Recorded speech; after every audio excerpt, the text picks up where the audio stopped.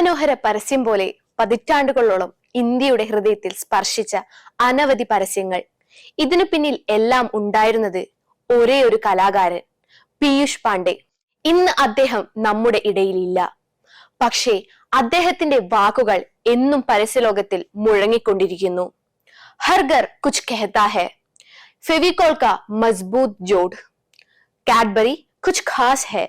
നമുക്ക് ഈ പരസ്യവാചകങ്ങൾ എല്ലാം വളരെ സുപരിചിതമാണ്. അതാണ് പീയൂഷ് പാണ്ഡെയുടെ പരസ്യങ്ങളുടെ മായാജാലവും.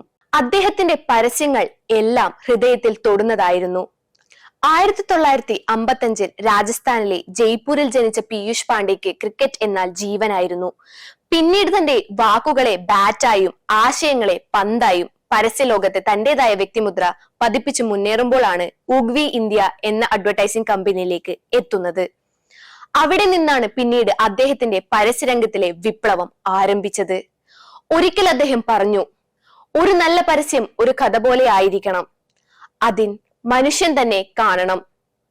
അത് തന്നെയായിരുന്നു പീയൂഷ് പാണ്ഡെയുടെ പരസ്യങ്ങളുടെ ശക്തിയും. സാധാരണ ജനങ്ങളുടെ ഭാഷയിൽ സംസാരിച്ച് അദ്ദേഹം ബ്രാൻഡുകളെ ജീവിപ്പിച്ചു.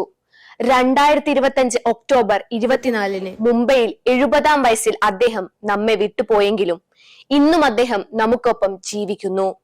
ഓരോ സ്ക്രീനിലൂടെയും, ഓരോ പരസ്യ ജിംഗിളിലൂടെയും, ഓരോ ചിരിയിലൂടെയും.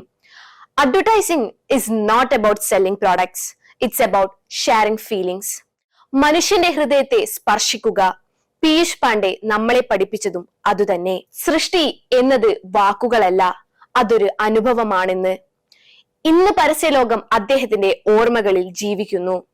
അദ്ദേഹത്തിന്റെ ആശയങ്ങൾ കാലം താണ്ടിയും നിലനിൽക്കും. പീയൂഷ് പാണ്ഡെ നിങ്ങൾ പറഞ്ഞതുപോലെ, let the message cell, but let humanity remain.